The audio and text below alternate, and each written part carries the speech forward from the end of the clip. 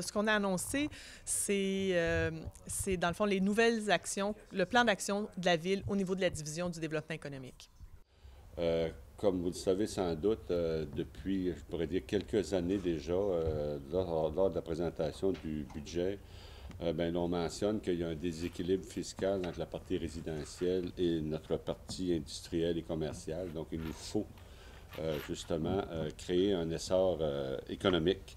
Donc, c'est en ce sens que le plan d'intervention va intervenir. Donc, c'est sûr qu'on se rend compte, par exemple, lorsqu'on regarde l'avenir, que notre parc industriel arrive à saturation. Il faut donc préparer un projet d'agrandissement potentiel, possible, du parc industriel. Et également, on escompte toujours, malgré les mauvaises nouvelles qu'on a eues en ce sens-là, on compte toujours sur le parachèvement de l'autoroute 35, comme vous le savez, qui, lorsqu'il sera complété, l'échéancier est prévu pour 2017. On espère que ça va se poursuivre, malgré les nouvelles un peu inquiétantes en ce sens, parce qu'on compte beaucoup sur le corridor économique qu'on appelle communément Montréal-Boston, pour susciter une activité économique importante à Saint-Jean. Donc, c'est tout ce processus-là, cet exercice de réflexion qu'on a fait et qu'on va vous présenter aujourd'hui.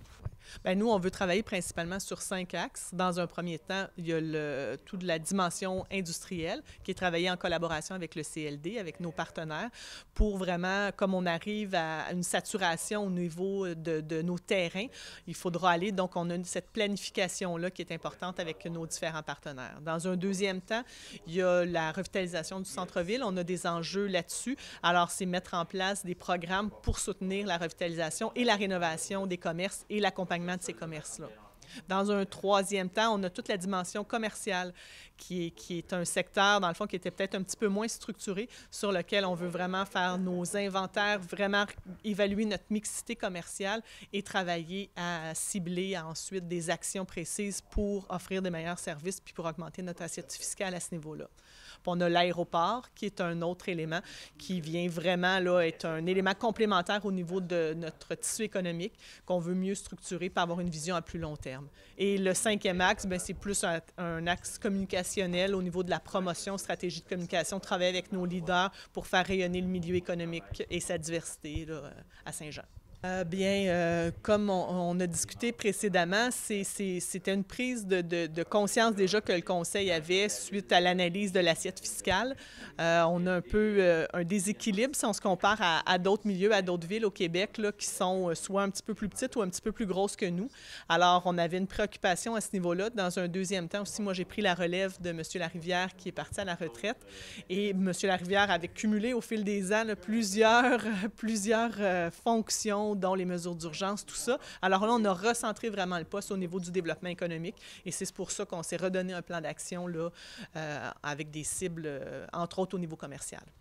Bien, actuellement, bien, c'est certain que depuis, il n'y avait pas eu beaucoup d'investissements. Les centres-villes, beaucoup de centres-villes au Québec se sont rénovés. Saint-Jean, c'était pas encore rénové. Alors là, il y a une volonté. Fait que c'est certain que le produit était peut-être moins attractif. Alors, avec les investissements majeurs qui vont être faits là, au cours des quand même 5 à 7 prochaines années, c'est certain qu'on envoie un message positif. Puis on souhaite que les immeubles puissent être rénovés et que de nouveaux commerces s'implantent. On a quand même on a un bon nombre de restaurants qui offre une qualité intéressante. On a certains commerces de créneaux qui sont très intéressants aussi. Alors, c'est bonifier ça pour faire vraiment une expérience globale avec tout le récréotourisme aussi, parce qu'on a la bande du canal qui amène un bon nombre de plaisanciers, ou je peux dire, oui, via le cours d'eau, mais aussi là, des marcheurs ou des cyclistes. Alors, utiliser ça aussi pour vraiment les faire entrer, développer le secteur pour que ce soit attrayant, pour que les gens viennent puis s'y attardent, là.